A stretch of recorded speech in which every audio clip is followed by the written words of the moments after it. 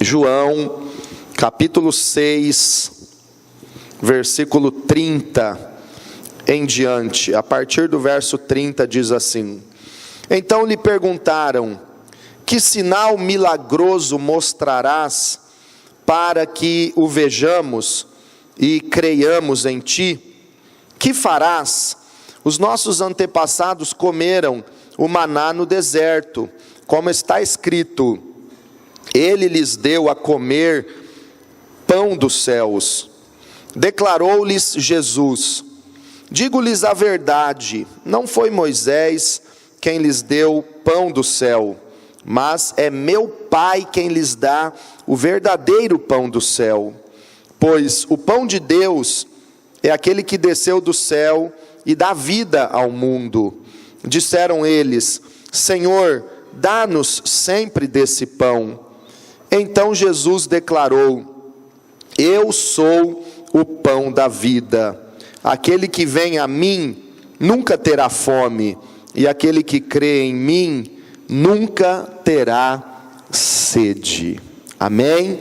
Vamos orar. Peça para o Senhor falar ao teu coração. Pai, nós dependemos do Senhor, da revelação da tua palavra, e nesta noite nos submetemos completamente ao teu propósito, ao teu poder e à tua vontade, meu Deus.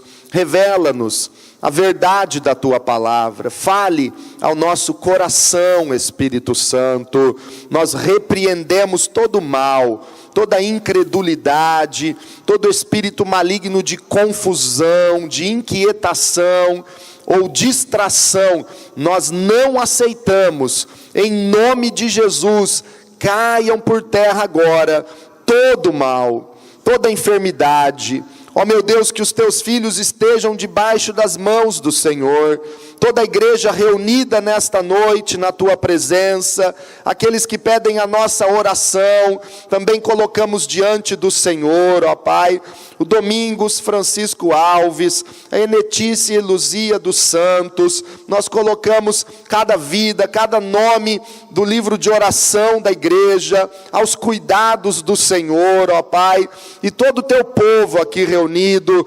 O Senhor é a cura, o Senhor é a nossa paz, o Senhor é a vida, Jesus, e que todos possam experimentar de Ti. Todos os que entraram aqui tenham um encontro real com o Senhor, porque Tu estás neste lugar, Jesus, e onde o Senhor está, o Teu poder se manifesta. Nós Te damos toda a liberdade, Jesus, e nós cremos plenamente na presença e no poder do Senhor, de forma abundante, de forma sobrenatural, meu Deus. Opere na vida da Tua igreja, fazendo a Tua vontade, Senhor, para a honra e glória do Teu santo nome, porque só o Senhor é merecedor de louvor, de adoração, de toda honra e de toda glória, Jesus. E nós Te oferecemos a nossa vida como um sacrifício vivo, santo e agradável na Tua presença, no nome de Jesus, ó Pai. Amém. Graças a Deus. Glória a Jesus. Irmãos, nós vemos Jesus quando pregava para os judeus, aqui no capítulo 6 do Evangelho de João, os judeus pedindo ao Senhor um sinal milagroso para que pudessem acreditar em Jesus. E nessa ocasião os judeus citam uma passagem do Antigo Testamento muito marcante, uma história de um milagre de Deus para o seu povo, que durou 40 anos, que foi o milagre que Deus fez para sustentar o seu povo, 40 anos num deserto, mandando todos os dias o pão do céu para eles comerem, chamado de maná. E os judeus citam isso para Jesus, dizendo: os nossos antepassados comeram o maná no deserto, o pão que Deus deu a eles do céu. E tu, Jesus, o que farás para que nós creiamos em Ti? Jesus responde a eles que realmente não foi Moisés quem deu o pão do céu, mas é o Pai que dá o pão do céu para os seus filhos, pois o pão de Deus é aquele que desceu do céu e dá a vida ao mundo. E aí disseram: Senhor, dá-nos sempre desse pão. E Jesus revela no versículo 35, quem é o pão do céu, quem é de verdade o pão que dá vida ao mundo. Jesus disse: eu sou o pão da vida, aquele que vem a mim nunca terá fome, aquele que crê em mim nunca terá sede. Jesus é o pão da vida que sacia os nossos anseios, a nossa fome e a nossa sede interior. Só Jesus Cristo pode satisfazer. Você pode declarar junto comigo que Jesus é o pão da vida? Vamos dizer: Jesus é o pão da vida. Irmãos, Ele é o pão que nos dá vida, Ele é a presença de Deus que nos satisfaz. Mas eu quero observar com você algumas lições que nós aprendemos com a história, com o milagre que Deus fez por 40 anos no deserto com o seu povo, dando a eles o maná.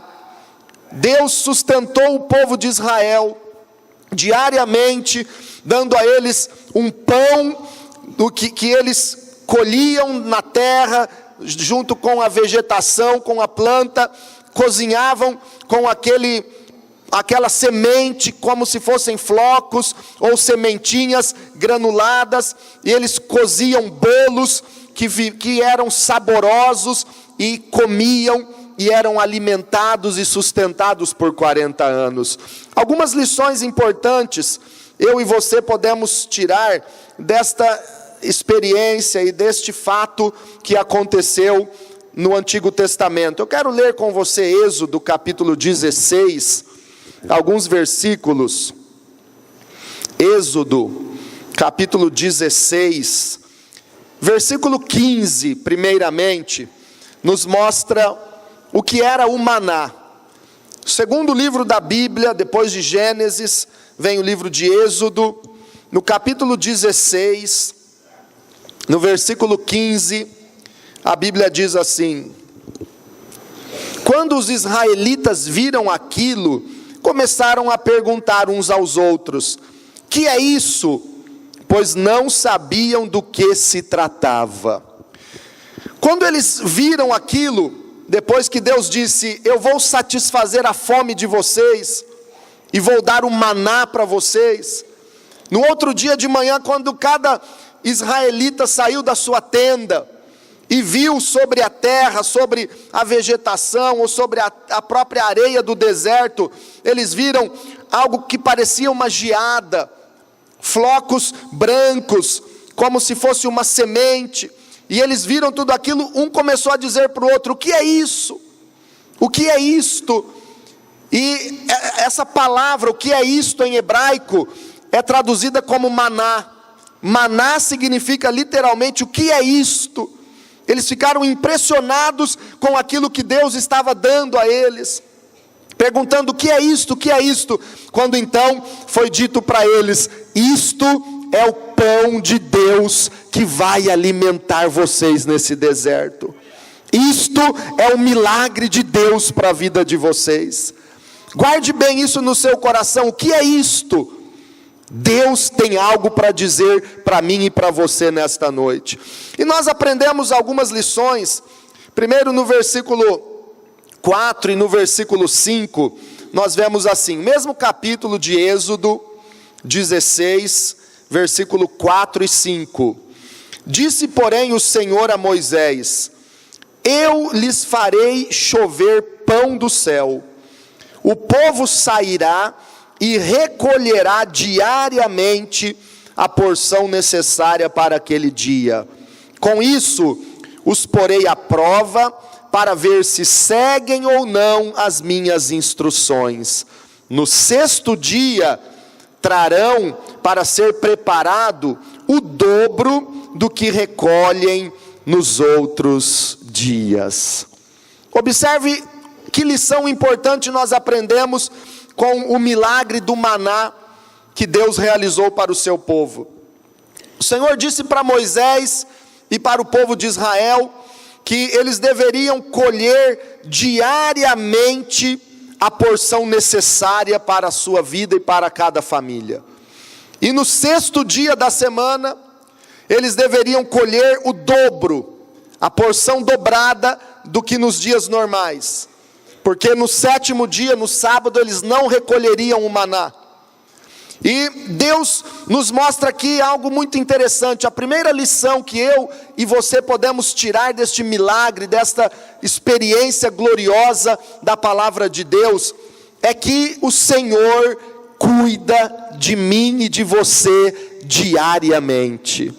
Deus cuida de nós diariamente.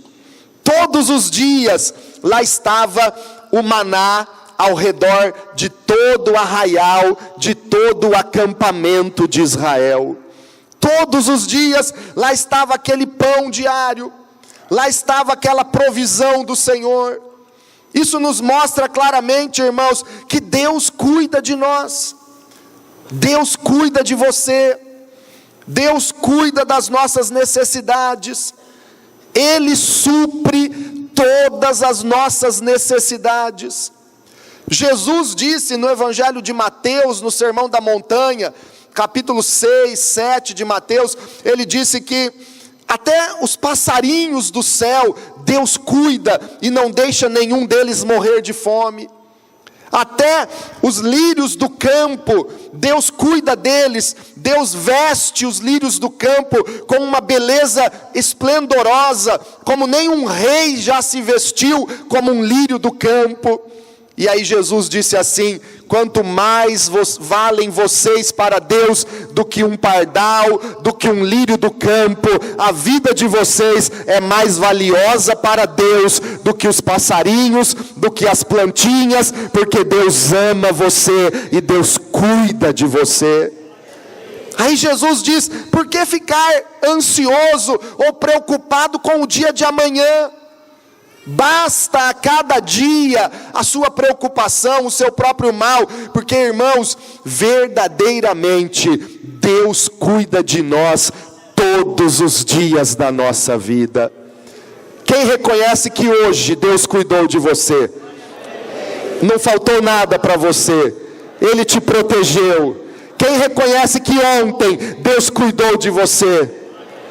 Semana passada, quem reconhece que Deus guardou, Deus supriu, dá um glória a Deus e um aplauso para Jesus. Ele cuida. Deus tem cuidado de nós. Nós podemos ver, irmãos, claramente a provisão de Deus diariamente na nossa vida. Uma provisão tão grande, tão gloriosa, que nós não precisamos nem pensar em juntar.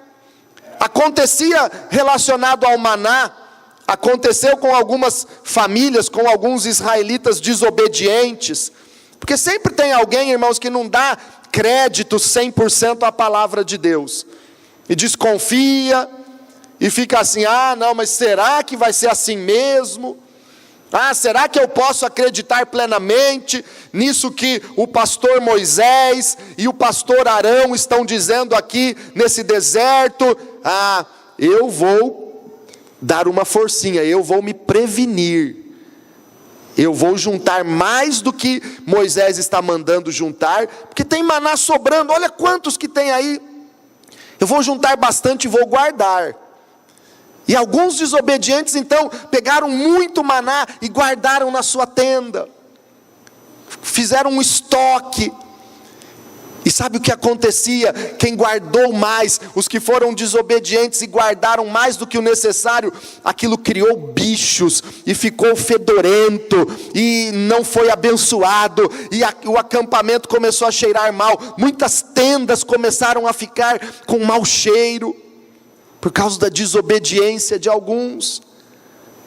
Tudo que é retido ou guardado por causa da avareza ou por causa da desobediência à palavra de Deus, cria bichos.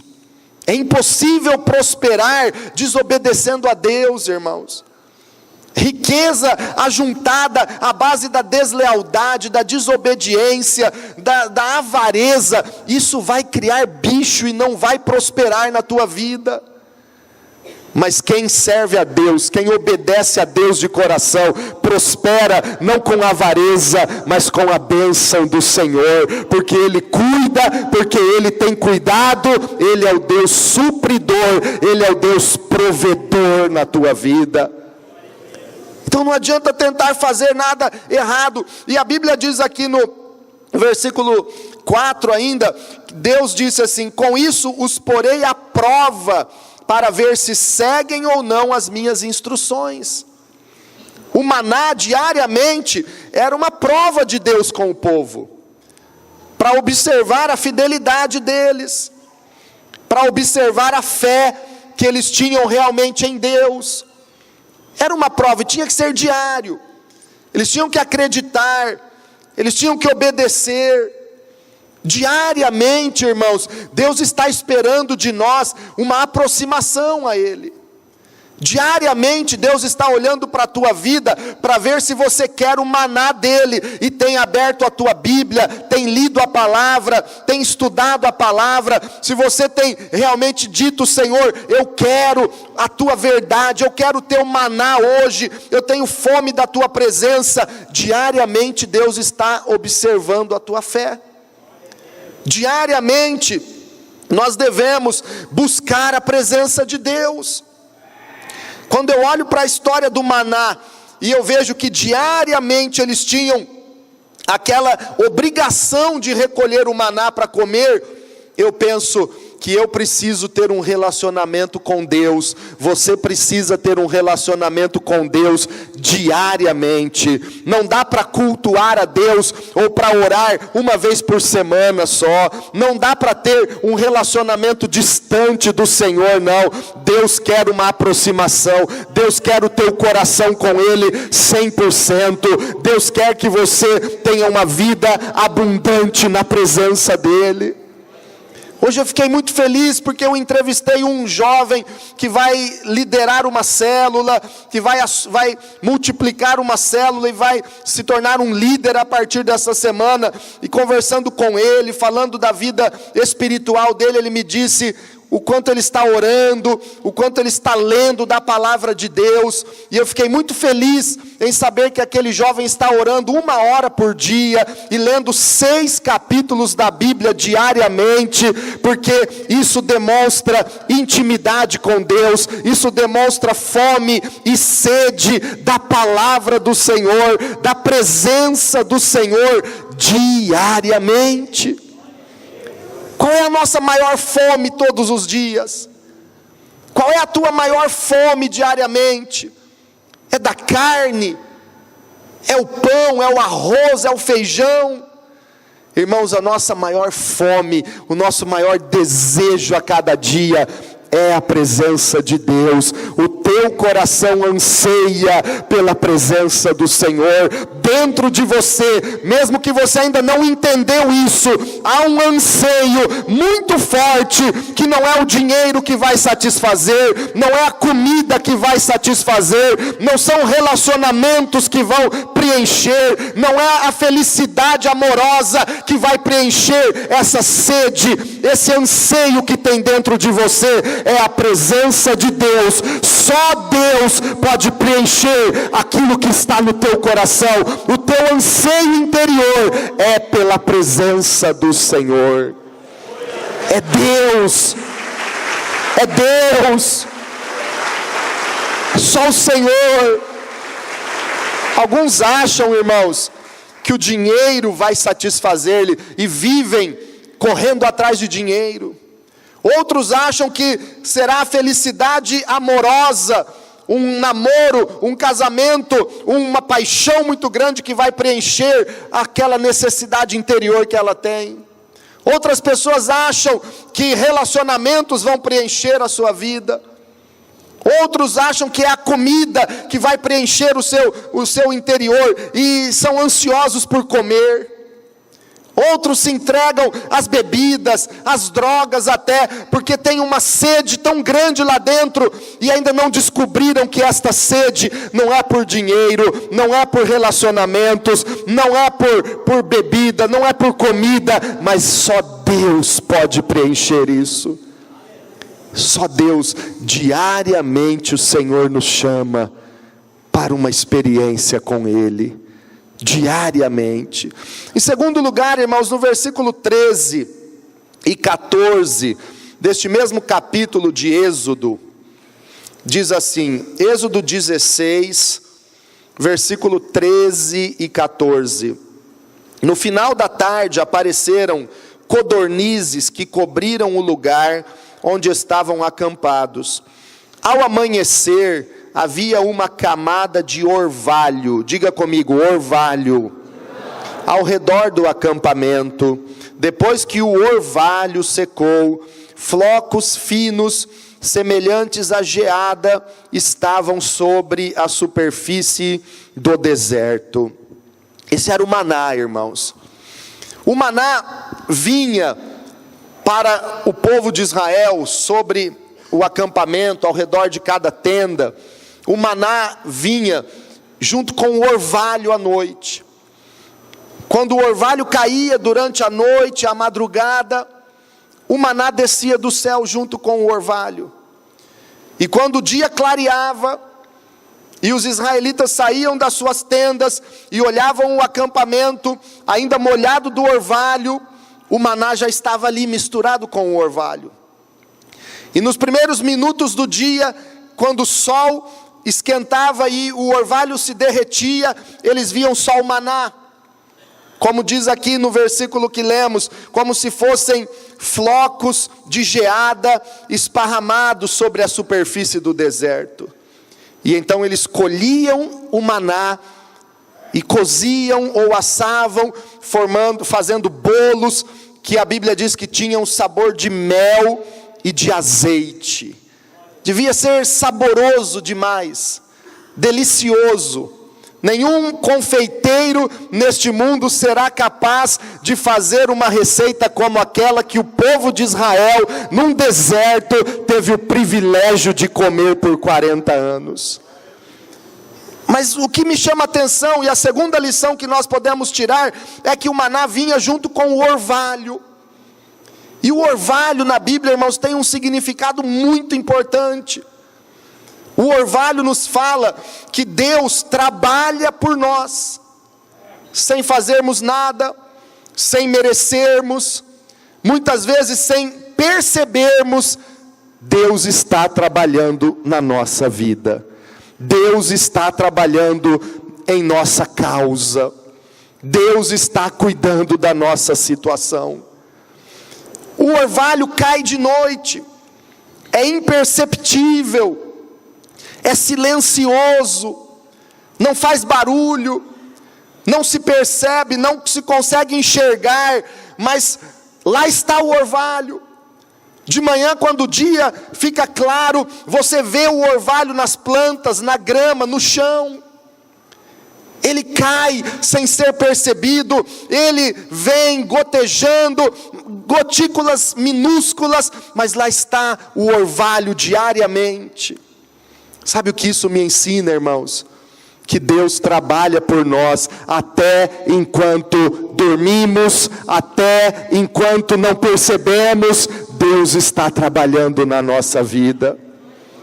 E é isso que o Salmo 127 diz: se o Senhor não edificar a casa, em vão trabalham os que a edificam. Se o Senhor não guardar a cidade, em vão vigia a sentinela. Inútil vos será levantar de madrugada, repousar tarde, comer o pão que penosamente granjeastes. Sabe por quê? Porque a Bíblia diz que aos seus amados o Senhor dá o sono tranquilo e trabalha por eles até enquanto dormem. Você pode levantar a tua mão e receber essa promessa e dizer comigo: Deus trabalha por mim até enquanto eu durmo. Glória a Deus, Que Deus maravilhoso, irmãos. Enquanto você não está nem vendo, enquanto você não está percebendo, Deus está agindo na tua vida. Ele é um Deus que trabalha por nós. Até enquanto dormimos, diz a Bíblia, Deus trabalha, Deus nos abençoa, até enquanto dormimos. Quantas vezes você passa um dia difícil, passa um problema difícil, você vai deitar, às vezes até para pegar no sono é difícil, mas aí você dorme e você acorda no outro dia, o problema já desapareceu, a situação já mudou, ou então você mudou de atitude e o teu coração está diferente, aí você acorda e você percebe, Deus trabalhou por mim, este é um novo dia, vai ser uma nova história, porque Deus cuida de nós e Deus trabalha por nós. Deus trabalha. Isaías 64:4 diz: desde a antiguidade nunca se viu, nunca se ouviu falar de um Deus além de ti, Senhor, que trabalha por aqueles que nele esperam. Você está esperando no Senhor, Deus está trabalhando por você. Você está aqui na igreja hoje cultuando o Senhor, Ele está trabalhando na causa que você vai enfrentar nessa semana. Você vem terça-feira para a oração, para o Tadel, para buscar a presença de Deus, Ele está trabalhando na tua família. Você vai para a célula, quarta, quinta noite, Deus está trabalhando na tua vida, na tua empresa, nos teus negócios, no teu casamento, porque Deus é um Deus que trabalha por nós. O orvalho, irmãos, vai caindo silenciosamente, é uma bênção tão suave. O orvalho pode ser considerado como uma bênção silenciosa, imperceptível. Você nem esperava, você nem imaginava. Deus está lá abrindo portas, fazendo o impossível, dando vitória, abençoando a tua vida. A bênção vem de Deus, vem do céu. O homem nada pode receber se do céu não lhe for dado. E no livro de Oséias, irmãos, eu quero ler o que a Bíblia diz sobre o orvalho. Depois de Daniel, no livro de Oséias, capítulo 14, versículo 5. Oséias 14, 5. Observe o que a palavra de Deus diz. Serei como o orvalho para Israel, ele florescerá como o lírio, como o cedro do Líbano, aprofundará suas raízes, seus brotos crescerão, seu esplendor será como o da oliveira, sua fragrância como a do cedro do Líbano. Aleluia. E aí Deus vai relacionando só promessas. Olha o versículo 7, os que habitam a sua sombra voltarão, reviverão como trigo, florescerão como a videira, e a fama de Israel será como a do vinho do Líbano. Deus promete ser como o orvalho para Israel. Deus age como o orvalho na tua vida. Irmãos, Gideão, quando teve um chamado de Deus, ele fez uma prova com o Senhor, e ele disse: ó Deus, se é o Senhor que está me enviando, eu vou colocar este velo, era um novelo de lã, de ovelha, ele tinha aquele novelo, ele disse: eu vou colocar esse velo de lã aqui no chão, aqui na relva, tudo em volta é grama, é capim, mas eu te peço, Senhor, que se o Senhor me enviou mesmo, que nesta noite o orvalho caia só no velo de lã, e toda a relva em volta esteja seca. E Gideão foi dormir, e Deus trabalha enquanto dormimos. Irmãos, descansa no Senhor, Deus trabalha enquanto você dorme. Jovem, descansa no Senhor, Deus cuida de tudo enquanto você confia nele. E aos jovens que querem namorar ou casar, quando é que Deus preparou a mulher para o homem casar? Quando Adão teve um sono profundo, Deus criou uma mulher para ele casar. Então, jovens ali na galeria, você que quer casar logo, espera no Senhor, descansa no Senhor. Descansa no Senhor.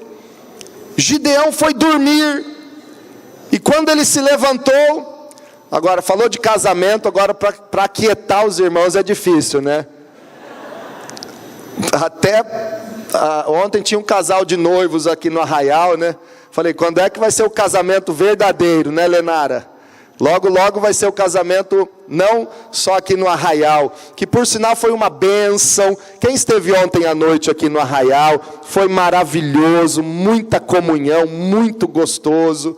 Parabéns ao Jefferson, a Dalila, que coordenaram todos os departamentos que trabalharam, todos os irmãos, foi tremendo, foi muito abençoado.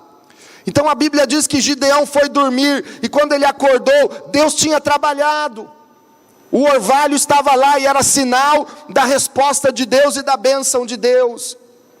E ele pega aquele velo de lã. O velo de lã estava molhado, encharcado com o orvalho. Toda a relva ao redor estava seca. Gideão pega aquele velo de lã, pega uma taça e ele espreme aquela lã. E a taça se enche de água daquele orvalho que caiu à noite. Sabe o que isso me ensina, irmãos? Que a bênção de Deus que cai mansamente sobre a tua vida, sobre a tua família, sobre a igreja, a bênção de Deus, mesmo sendo imperceptível dia após dia, ela vai encher o teu cálice, e o teu cálice vai transbordar. A bênção do Senhor será transbordante sobre a tua vida. Deus está enchendo o teu cálice de bênçãos. Quem crê nisso toma posse. O orvalho encheu uma taça. A bênção de Deus faz a tua vida se satisfazer com Ele a cada dia. Mas outra coisa relacionada ao orvalho, irmãos, e que nós não podemos negligenciar, é a comunhão. O Salmo 133, que fala da comunhão. Ó, quão bom e quão suave é que os irmãos vivam em união. A Bíblia diz no verso 3 deste salmo, que é como o orvalho do Hermon, que desce sobre os montes de Sião. Ali o Senhor ordena a bênção e a vida para sempre. O orvalho é produzido com muita comunhão. Se você quer o orvalho de Deus sendo derramado sobre a tua vida, você precisa aprender o que é comunhão verdadeira. Comunhão com Deus e comunhão com o povo de Deus, com a igreja de Cristo. Deus nos chamou para vivermos em união. Deus não nos chamou para vivermos isolados. Eu não me misturo com ninguém. Eu tenho a minha vida, os meus compromissos, eu não me envolvo com a igreja.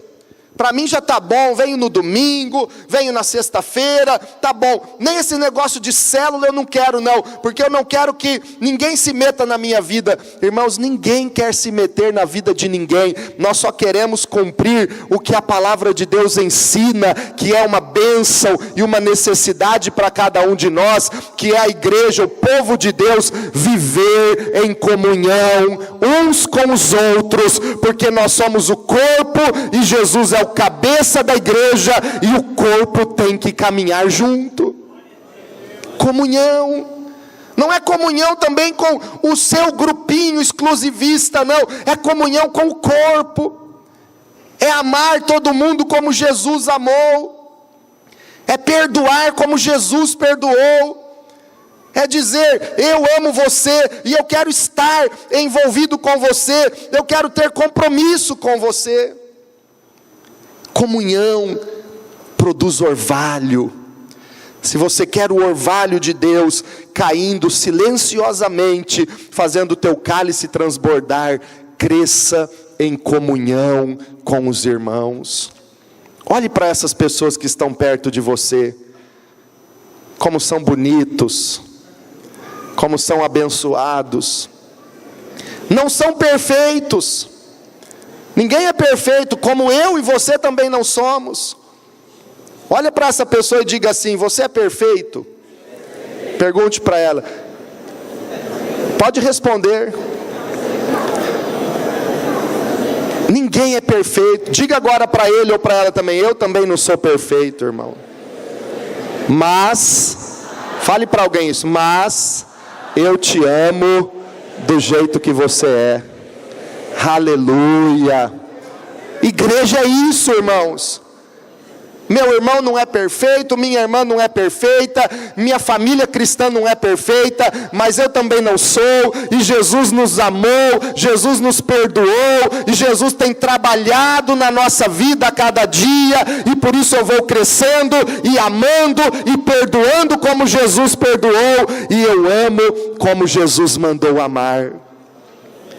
É isso que é comunhão.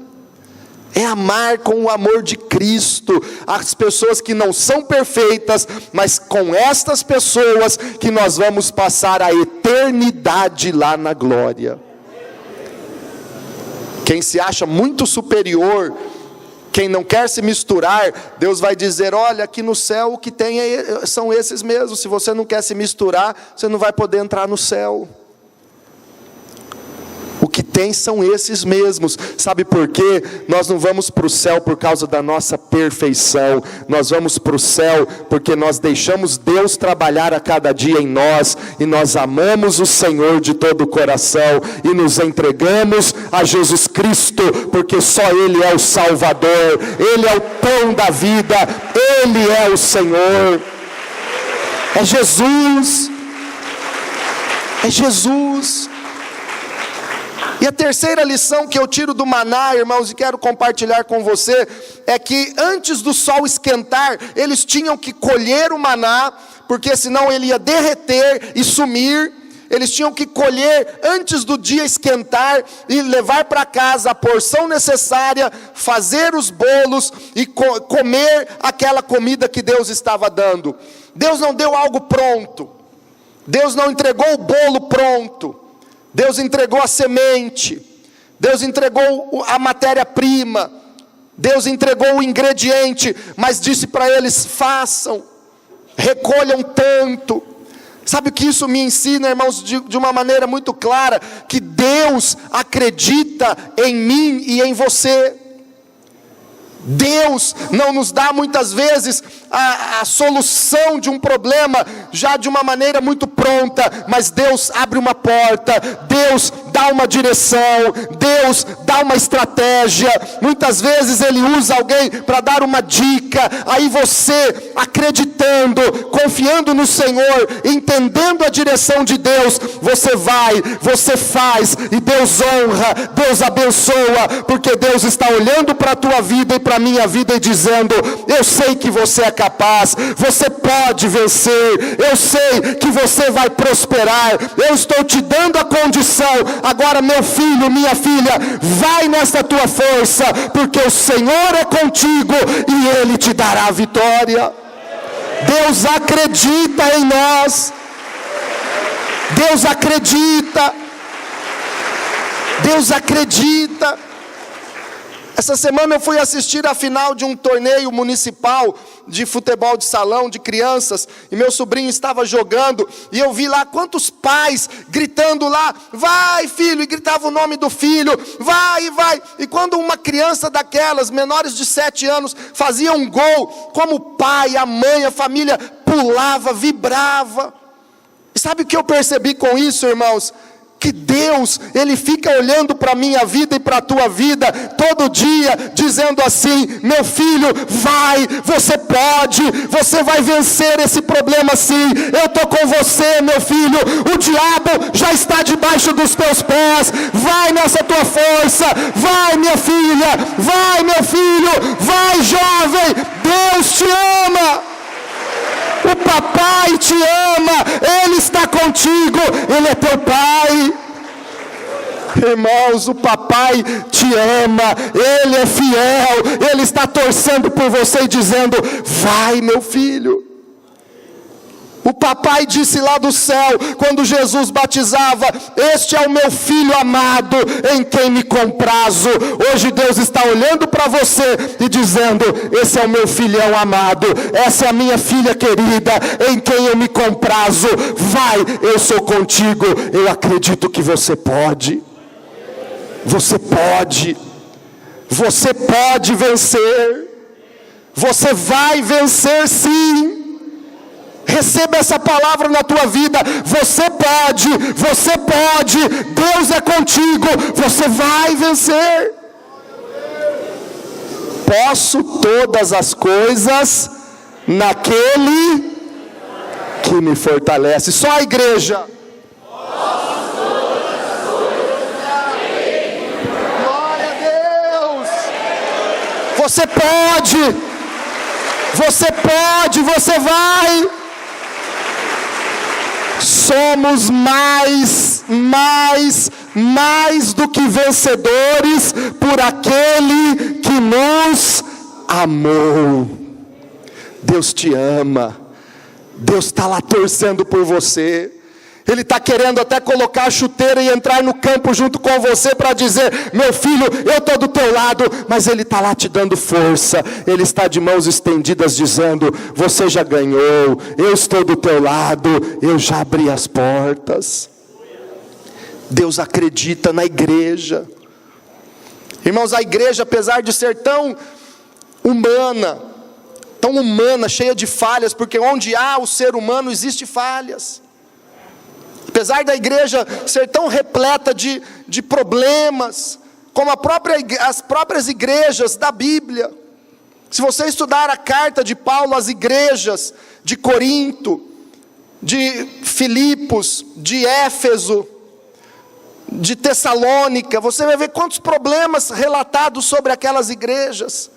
A igreja de Corinto, por exemplo, para quem Paulo enviou 2 epístolas, era uma igreja cheia de problemas e falhas. Mas Deus acredita na igreja. E Deus chama esta igreja, mesmo como a igreja de Corinto, mesmo como uma igreja que ainda está em fase de tratamento do Senhor, Deus chama a igreja de igreja gloriosa, sem mácula, sem ruga, mas santa e irrepreensível. Deus acredita na igreja. Prova disso, irmãos, é que Deus confiou à igreja a maior responsabilidade da face da terra. A vontade de Deus, a maior vontade de Deus, em todos os séculos e gerações, é salvar os perdidos. Essa é a maior vontade de Deus, é que todos sejam salvos. E Deus podia, porque Ele é soberano e Ele pode fazer o que quiser, Ele podia ter dado essa responsabilidade aos anjos. E Ele tem milhares e milhões e bilhões de anjos a seu serviço. Ele podia dizer: anjos, querubins, serafins, arcanjos, vocês vão evangelizar a terra. Vocês vão pregar a salvação para todas as nações da terra. Irmãos, imagine você um dia, pecador, adorando um ídolo, uma imagem, ou no lamaçal do pecado, na prostituição, no vício. Aí aparece diante de você um anjo enorme, as asas abertas, o rosto brilhando como o sol, e este anjo diz para você: creia em Jesus, entrega a tua vida para Ele, se arrependa dos seus pecados, só Jesus é o teu Salvador. Tem alguns irmãos que antes do anjo acabar de falar, já iam cair desmaiados no chão. É assim ou não é? Ia dar uma tremedeira, irmãos. Imagina você vendo, tendo aquela visão, e às vezes até tocando, sentindo a asa do anjo. Treme de medo, treme na base, e já ia começar a gritar: eu aceito, tá aceito agora. Quem ia rejeitar Jesus dessa forma, irmãos? Mas a quem Deus deu essa missão e responsabilidade? Não foi para os anjos. Deus deu essa responsabilidade para a igreja. Sabe por quê? Porque Deus acredita em você. Deus sabe que você pode e que você é capaz de glorificar o nome dEle. Deus sabe que você vai aceitar a determinação dada por Jesus: ide e fazei discípulos de todos os povos, batizando-os em nome do Pai, do Filho e do Espírito Santo. Deus acredita que você vai se dispor. Deus acredita em nós. E eu quero encerrar, irmãos, lendo um texto em Apocalipse, no capítulo 2. Fica de pé, grupo de louvor, venha para o altar.